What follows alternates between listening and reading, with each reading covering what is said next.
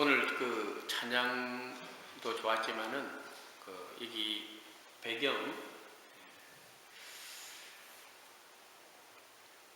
예수님께서 우리의 모든 생활 속에서 함께하고 계신다는 것을 이렇게 영상으로 보여주는데 그 영상 보는 것이 그냥 은혜되는 것 같아요.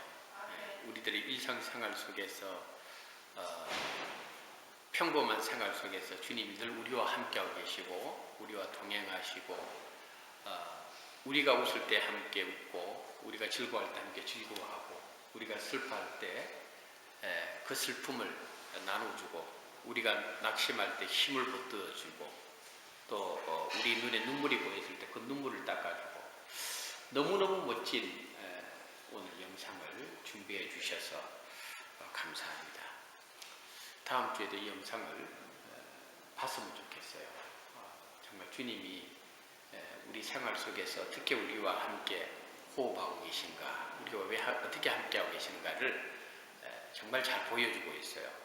제 마음에 너무 깊은 감동이 오고 눈물이 핑 돌 정도로 주님 우리 저렇게 우리 생활 속에 가까이 하고 계시고 함께하고 계시는데 하는 생각이 드니까 너무 마음이 기쁘네요.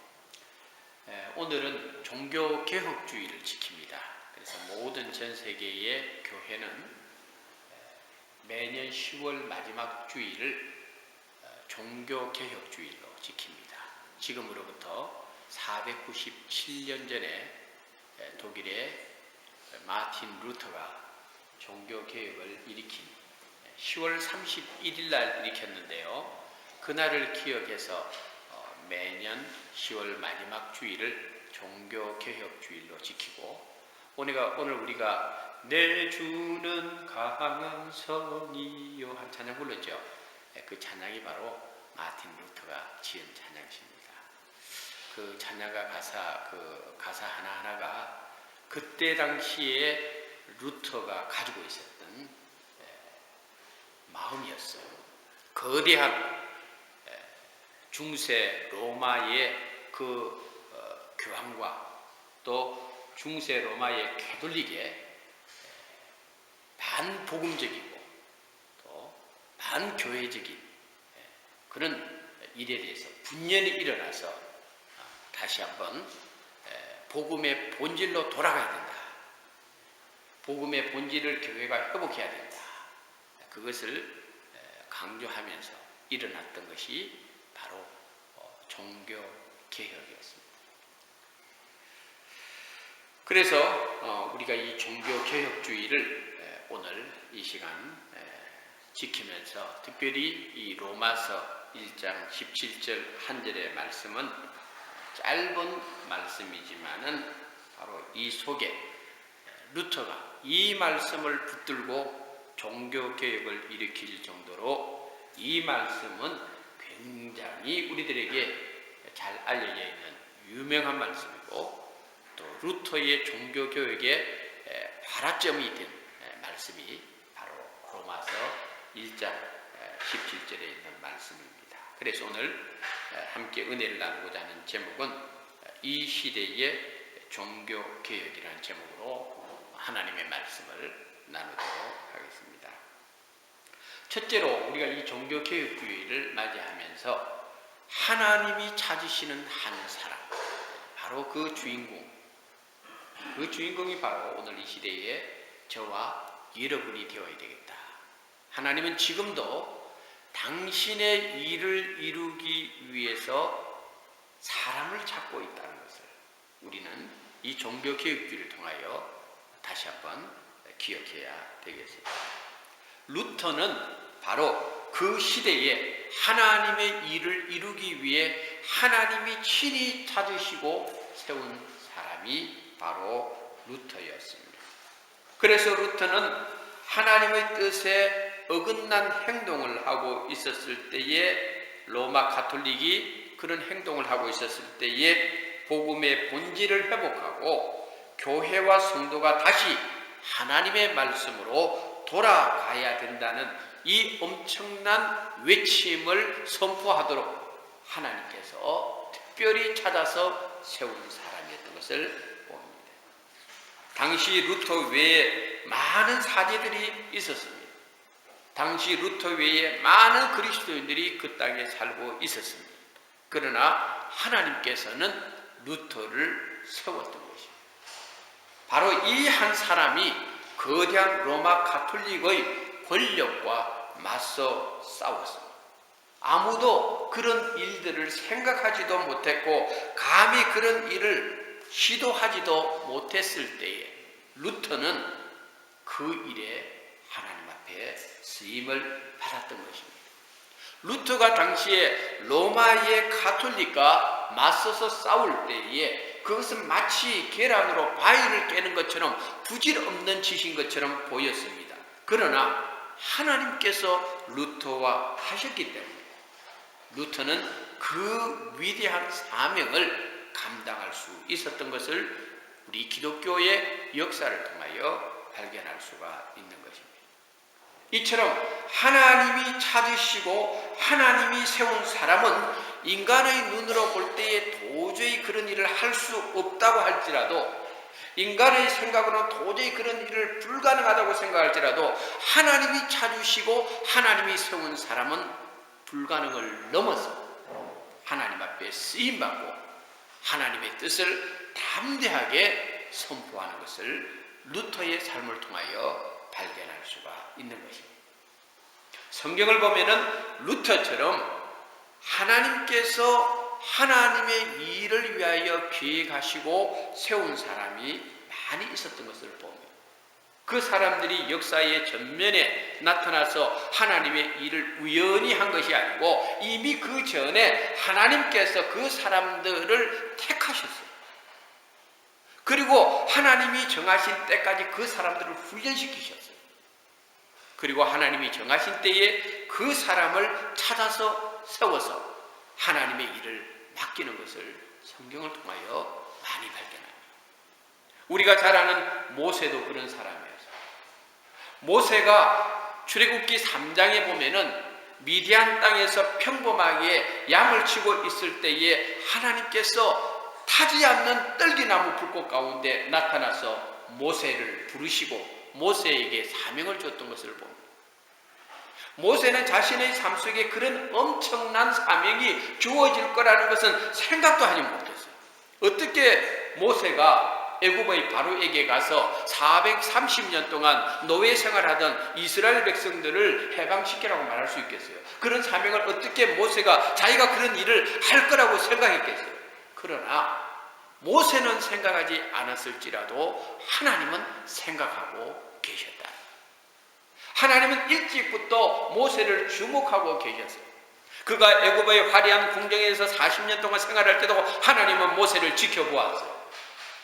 애굽 사람을 쳐 죽이고 나서 두려워서 미디안 땅으로 도망쳐서 40년 동안 도망자의 신세로 살고 있을 때도 하나님은 모세를 잊지 않고 기억하시고 지켜보아 계셨어요. 이처럼 하나님께서는 하나님이 세우신 사람을 통해서 당신의 뜻을 반드시 이루고야 만다는 것을 우리는 모세를 통하여 발견할 수 있고, 오늘 종교개혁주의를 맞이해서 종교개혁에 특별한 쓰임을 받았던 루터를 통해서도 발견할 수가 있는 것입니다. 하나님은 많은 사람을 통하여 물론 일을 하실 때도 있지만 성경을 통해서 보면은 하나님은 당신이 찾으시는 한 사람을 통해서 하나님의 뜻을 이루어 나가는 것을 볼 수가 있어요. 연약해 보이고 부족해 보이는 한 사람이지만은 그 사람이 하나님의 손에 붙들림 받을 때는 사람이 할 수 없다고 고개를 흔드는 그 일을 능히 감당할 수 있는 것을 성경을 통해서 우리는 많이 볼 수가 있는 것입니다. 모세도 그래서 출애굽의 주인공이 되는 놀라운 역사의 현장에 쓰임받게 되었고, 오늘 본문에 나오지는 않지만은 종교개혁주의를 통하여 루터를 통해서도 우리는 루터가 그와 같이 하나님이 찾으시는 그 한 사람으로 쓰임받아 아무도 나서지 않는 그 로마 가톨릭의 불의한 권력과 그 하나님의 본질의 말씀의 본질에서 벗어난 로마 가톨릭을 개혁시키기 위한 일꾼으로 하나님의 쓰임을 받았던 것을 볼 수가 있는 것입니다. 그러므로 오늘 저와 여러분은 루터처럼 모세처럼 하나님께서 당신의 일을 이루기 위해 찾는 바로 이 시대의 그 한 사람이 되기를 소망해야 되겠다는 것입니다. 왜냐하면 그 한 사람이 바로 서면은 가정이 바로 설 수 있고, 그 한 사람이 바로 설 때에 교회가 살아나고, 그 한 사람이 바로 설 때에 사회를 변화시키고, 그 한 사람이 바로 설 때에 하나님이 찾는 그 한 사람 때문에 국가가 살아나는 것을 성경은 우리에게 많이 증거하고 있는 것입니다. 모세처럼 루터처럼 뭔가 큰 일만을 위해서 하나님이 사람을 찾는 것은 아닙니다. 우리의 평범한 일상생활 속에서도 하나님은 당신이 세운 사람을 통하여 당신의 일을 하나하나 이루어 나아간다는 것을 볼 수가 있습니다. 그렇기 때문에 우리 한 사람 한 사람이 하나님 보시기에 얼마나 소중한 존재인 것을 저와 여러분은 알아야 돼요. 사람은 사람을 무시할 수 있지만 하나님은 당신의 형상대로 지음받은 한 사람 한 사람을 하나님은 얼마나 소중하게 생각하는지 모릅니다. 오늘 우리 점심 식사 메뉴가 비빔밥인데, 우리 비빔밥 순서가 되면은 우리 교회 성도님들이 각자 하나씩 맡은 것을 가지고 와서 함께 나눕니다. 만약에 비빔밥 맡은 성도들이 오늘은 뭐 다른 사람이 오겠지, 나 하나 빠지면 빠져도 되겠지, 별일 없겠지 라고 생각한다고 해보십시오. 만약에 그때 맡은 사람들이 전부 다 그런 식으로 생각한다고 해보십시오. 그날의 점심은 엉망이 될 거예요. 제가 왜 이 이야기를 하는가 하면은 우리 한 사람 한 사람이 그만큼 소중하다는 거예요. 내 맡은 역할이 소중하다는 거예요.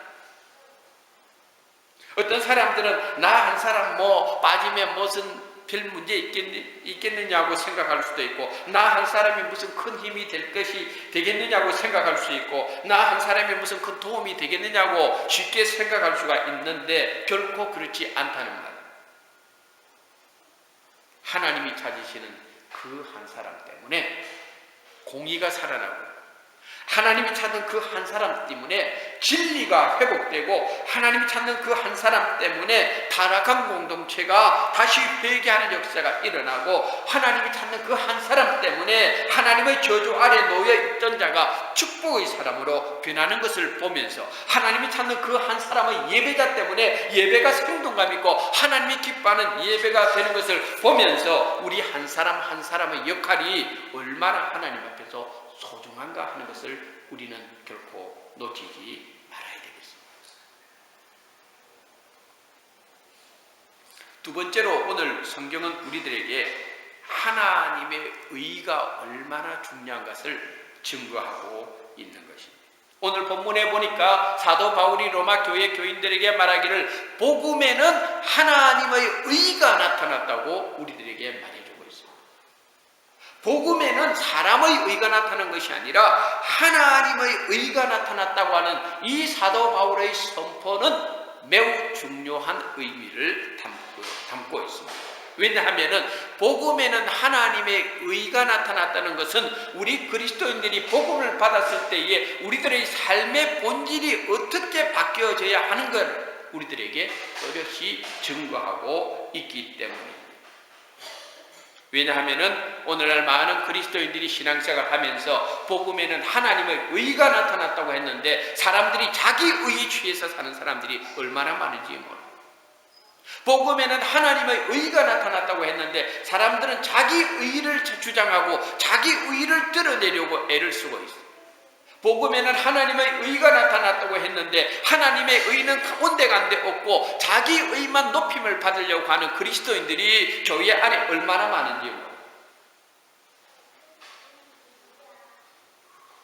복음에는 하나님의 의가 나타난다고 했는데 자기의 의와 하나님의 의를 동일시 생각하고 착각하고 살아가는 사람들이 많아요. 하나님의 의를 가지고 천국 가는 것이지 자기 의를 가지고 천국 가는 것은 결코 아니에요. 종교개혁주의를 맞이해서 우리는 다시 한번 내 자아가 죽어야만 내 의로움이 죽어야만 우리는 하나님의 의가 내 안에 다시 회복된다는 것을 알아요.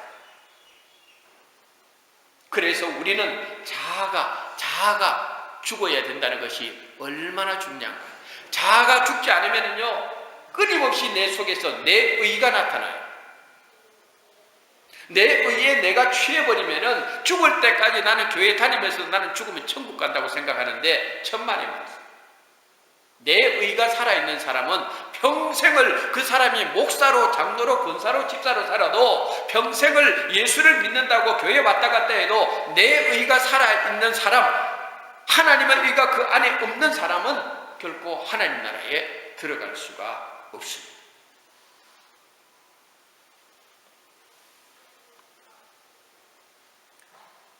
내 안에는 못된 자아가 항상 자리 잡고 있다는 걸 알아야 됩니다.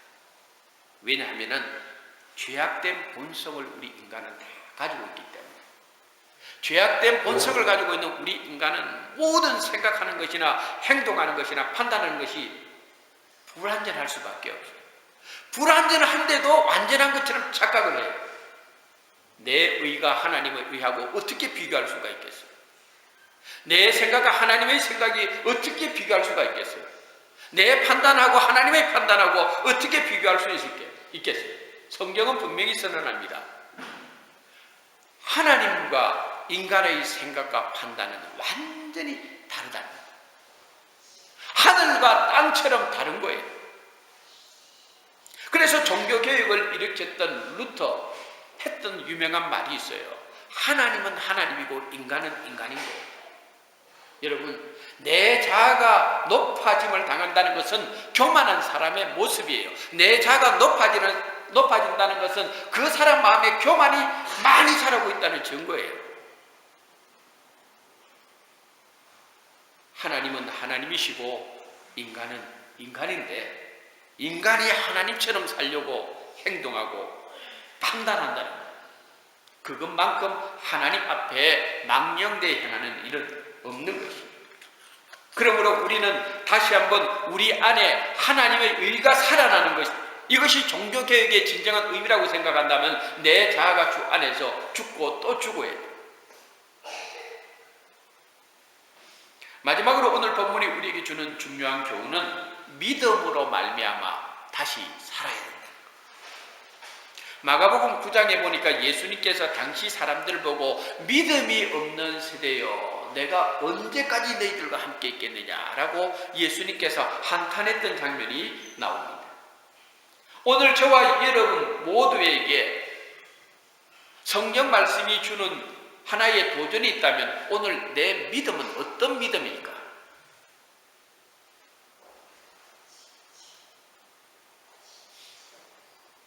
정말 진짜 믿음일까? 가짜 믿음일까? 오늘 본문에 나타난 이 로마서 1장 17절에 있는 이 말씀은 구약 성경 하박국 2장 4절의 뿌리를 가지고 있어요. 하박국서 2장 4절에도 이 말씀이 있어요. 로마서 오늘 1장 17절에도 나오지만 사도 바울은 갈라디아서 3장 11절에도 이 말씀으로 갈라디아 교인들에게 선포했고, 제가 오늘 주보에 또 그대로 기록을 했습니다. 히브리서 10장 38절에도 역시 믿음의 문제를 가지고 이와 같이 선포하고 있는 것을 봅니다. 오직 의인은 믿음으로 말미암아 산다. 그러면 산다는 것이 뭐냐는 거예요. 그리고 믿음이라는 게 뭐냐는 거예요. 루터가 종교개혁을 일으킬 때에 내세운 세 가지 중요한 원리가 있습니다. 첫째는 오직 성경으로 돌아가야 된다. 하나님 말씀만이 모든 것의 표준이다. 루터가 종교개혁을 일으킨 두 번째 원리는 뭔가 하면 오직 은혜다. 오직 하나님의 백성은 하나님이 주시는 은혜로 사는 거예요. 은혜로 구원받는 거예요. 루터가 일으킨 세 번째 종교개혁의 중요한 원리는 오직 믿음이에요. 오직 믿음이에요. 근데 당시 로마 가톨릭은 그러지 않았다 이 말이에요. 그들은 천국 가는 표를 돈을 주고 팔았어요.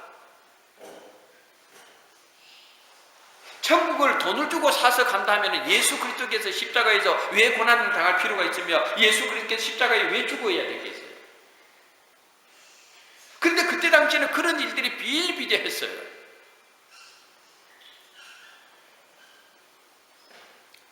여기다가 종교개혁자들은 하나를 더 추가를 시켰습니다. 오직 예수 그리스도. 믿음이 뭐냐? 믿습니다 하면 그 사람 믿음이 좋을까요? 믿음의 본질은 구원이라는 것을 우리는 알아야 합니다. 우리에게 이런 믿음이 우리 안에 있어야 됩니다. 그런데 우리들의 신앙생활을 하는 가운데서 가짜 믿음은 결코 우리를 살릴 수가 없는데도 불구하고 가짜 믿음에 빠져 사는 사람들이 얼마나 많은지 모르는 것입니다. 그러므로 우리는 이 종교개혁주의를 통하여 다시 한번 우리에게 있는 믿음을 한번 점검해 볼 필요가 있어요. 내가 가지고 있는 믿음은 과연 어떤 믿음인가? 사도행전 14장 8절에서 18절을 읽어보면 사도 바울이 루스드라고 하는 지역에 가서 예수 그리스도의 복음을 전합니다. 그런데 그때에 모인 사람들 가운데에서 나면서부터 안전뱅이 된 자가 사도 바울이 복음을 선포할 때에 그 말씀을 굉장히 유심히 기쁨으로 감사함으로 그 말씀을 받았어요. 바울이 복음을 전하다가 나면서부터 안전뱅이 된 자를 쳐다보니까 바울이 그 사람 안에 구원받을 만한 믿음이 있는 것을 발견했어요. 믿음이 뭐냐면은 구원하고 연결이 되는 거예요. 하나님께서 오늘 저와 여러분의 믿음을 봤을 때에 우리 안에 구원받을 만한 믿음이 있어야 되는 거예요. 구원받을 만한 믿음이 우리를 살리는 거예요. 그래서 사도 바울이 구원받을 만한 믿음이 나면서부터 안전뱅이 된 그 사람 안에 있는 걸 보고 그 사람을 일어나서 걸으라 했을 때에 그 사람이 일어나 걷게 돼요. 중요한 것은 구원받을 만한 믿음이 우리 안에 있느냐는 거예요.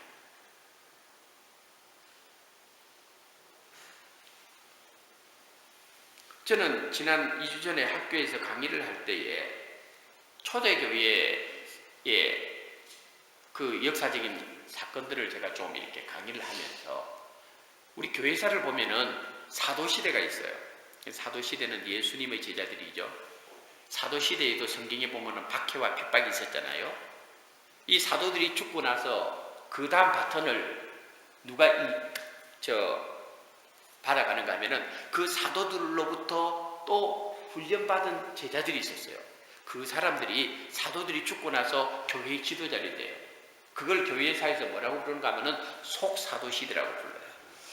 속사도시대 할 때 유명한 폴리갑 같은 안디옥 교회의 감독 같은 분들이 바로 속사도들이에요.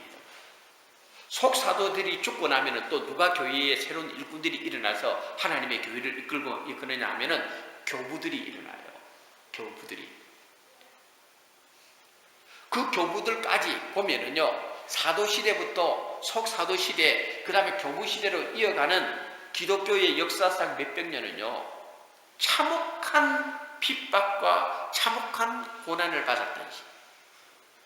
그 시대에 여러분 잘 아는 로마의 원형극장에서 몇 날 며칠 굶주린 맹수들을 거기에 풀어놓고 기독교인들을 거기에 집어넣어가지고 맹수들이 그 사나운 이빨 앞에 갈기갈기 찢겨지게 만들어요. 그때의 로마의 네로 황제는 기독교인들을 불로 다 태워 죽이잖아요. 화형을 시키잖아요. 몇 날 며칠 로마가 밤에도 화나는 거는요, 기독교인들을 화형시켰어요. 기독교인들을 바다에다가 묶어놔가지고 밀물대에 전부 다 바다물에 익사하게 만들었어요. 기독교인들을 돌로 쳐 죽였어요. 기독교인들을 참수했어요. 저는 그걸 강의하고 2주 동안 굉장히 고민에 빠졌어요. 이 시대의 기독교인들은 그 사람들의 믿음은 어떤 믿음이었기에 예수님을 나는 모른다 한마디만 하면 죽지 않는데, 맹수의 밥이 되지 않는데, 그 시대의 사람들은 예수님은 그리스도시다, 예수님은 부활하셨다, 이 믿음 하나 붙들고 다 죽어가는 거예요. 그런데 나는 그런 믿음이 없는 거야. 너무 괴로운 거예요, 여러분.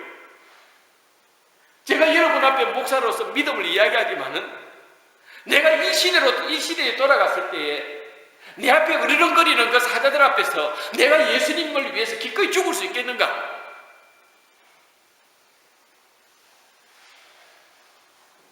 나는 우리 교인들에게 어떤 믿음을 같이 향유해야 될까? 로마서 1장 17절에 있는 이 말씀은 하박국서 2장 4절에 있는 말씀하고 연결되는데, 하박국서 2장 4절에 있는 그 믿음은 오직 의인은 믿음으로 말미암아 살리라는 그 믿음은 그냥 형식적인 믿음이 아니라 무화과 나무에, 포도나무 에, 외양간에, 소우리에 결실이 없고 새끼도 베는 것이 없고 밭에 수출도 없는데도 불구하고 나는 여호와 하나님을 인하여 나는 기뻐하리라고 하는 그 하박국서에 나타난 그 믿음이 진짜 믿음인데, 우리는 너무 안일한 믿음 속에서 어쩌면 믿음의 장난이나 치고 있지 않나. 이 믿음 앞에서 나는 부끄러워 죽겠고, 지금도 북한 땅에서는 지하교회 교인들이 성경 한 권이 없어가지고 납보금으로 쪽지를 다 찢어가지고 그것을 손으로 기록하면서 몰래 보다가 잡혀가면은 사형당하는 그 북한에 있는 지하교회의 교인들의 믿음을 비교하면은 우리 믿음은 어떤 믿음일까요?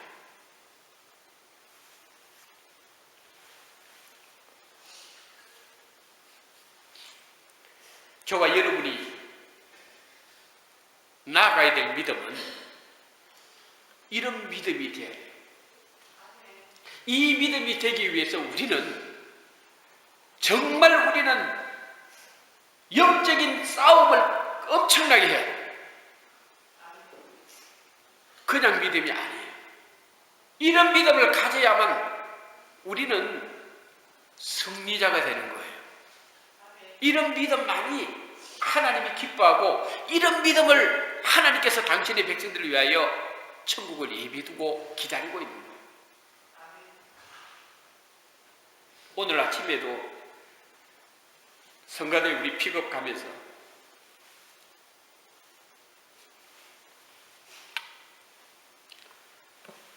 천국에서 만나보자 그 찬양이 나오는데, 우리가 천국에서 같이 만나야 되고, 우리가 천국에서 같이 하나님의 백성으로 또 우리 초대교회 그 교인들을 만나야 되는데,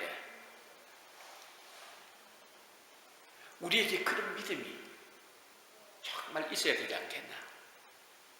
이 믿음 말고 왜 우리는 이 세상 것에 그렇게 목을 매달고 사나? 이 세상 그 어떤 것도 천국을 위한 보장이 되는 것은 아무것도 없는데 왜 우리가 이 세상 것을 그렇게 사랑하고 살아가야 되나? 그러지 말고 초대교회 교인들이 가졌던 그 순수한 믿음, 그 순교적인 믿음, 그 순교적 영성을 오늘 우리 안에 있어야 되지 않겠나? 그것을 다시 한번 내 마음에 다짐하면서 하나님 앞에 기도했어요. 하나님, 우리 멜번 중앙교회 교인들 구원받을 만한 믿음으로 충만한 교인들이 되기를 바랍니다. 구원받을 만한 믿음으로 살아나기를 바랍니다. 이걸 기도하고 갔어요. 그럴 때 구원받을 만한 믿음이 우리의 영혼을 살리는 거예요. 말씀의 결론입니다. 오늘 본문의 말씀은 흔히 로마서의 주제로 알려진 소중한 말씀입니다. 특히 로마서는 기독교 신학을 형성하는 데 핵심적인 역할을 했고, 종교개혁을 일으킨 루터에게는 종교개혁을 위한 실마리를 푸는 역할을 한 말씀이 로마서입니다. 흔히 기독교를 일컬어 개혁교회라고 합니다. 리폼드 처치라고 그러는데 저희 교회도 개혁교회입니다. 개혁교회라고 하는 것은 뭔가 하면은 이미 개혁이 완성된 교회라는 뜻이 아닙니다. 개혁교회라고 하는 것은 지금도 여전히 우리들의 생활 속에서 개혁이 일어나야 되고 개혁하면서 나아가는 교회라는 의미입니다. 교회는 끊임없이 세속적인 도전을 받을 수밖에 없고 교회에 나오는 우리 성도들의 신앙생활도 마찬가지입니다. 끊임없는 세속주의, 인본주의, 만몬주의의 그 유혹 앞에 성도들이 노출되어 있습니다. 그러므로 우리 교회도 그렇고 성도들도 그렇고 이 위기를 우리가 어떻게 극복하느냐에 따라서 우리는 세상으로부터 인정받는 기독교인이 되든지 아니면은 여전히 지금처럼 기독교 소리나 듣고 가야 되는지 갈림길에 서 있습니다. 초대교회의 산을 보면은 그렇게 죽어가면서도 그렇게 사자의 밥이 되어가고 그렇게 참수당하면서도 십자가에 그 예수 그리스도를 부인하지 않는 것을 보면서 죽이는 군사들도 그리스도인들을 보면서 자기들의 행동이 잘못됐다고 감동을 받았다는 이야기들이 얼마나 많이 나오는지. 그러므로 우리는 종교개혁주의를 맞이해서 다시 한번 우리 믿음의 현주소를 확인하고 우리 안에서 개혁되어야 될 부분이 뭔가, 바뀌어져야 될 부분이 뭔가, 내 안에서 없어야 주님이 기뻐하는 요소들이 뭔가를 기억하고 오늘 종교개혁주의의 참된 의미, 바로 내 안에서부터 우리 가정에서 우리 교회에서 개혁이 일어나야 된다는 이 말씀을 결론으로 맺고 복음에는 하나님의 의가 나타나서 믿음으로 믿음에 이르게 한다는 이 귀한 진리를 붙들고 승리하는 우리 모든 성도님들 되시기를 주님의 이름으로 축원합니다. 기도하겠습니다. 오직 의인은 믿음으로 말미암아 살리라 함과 같다 했습니다. 우리 안에 여전히 살아 숨쉬는 하나님이 기뻐하지 않는 요소들을 버리고 주님이 기뻐하는 모습으로 날마다 우리의 영혼이 개혁되어지고 우리의 믿음이 개혁되어지는 귀한 은혜를 허락하여 주옵소서. 오늘 이 시대에 하나님이 찾는 한 사람으로 우리가 쓰임받을 수 있도록 주여 우리를 기억하시고 주여 우리를 사용해 주옵소서. 예수님의 거룩하신 이름으로 기도합니다.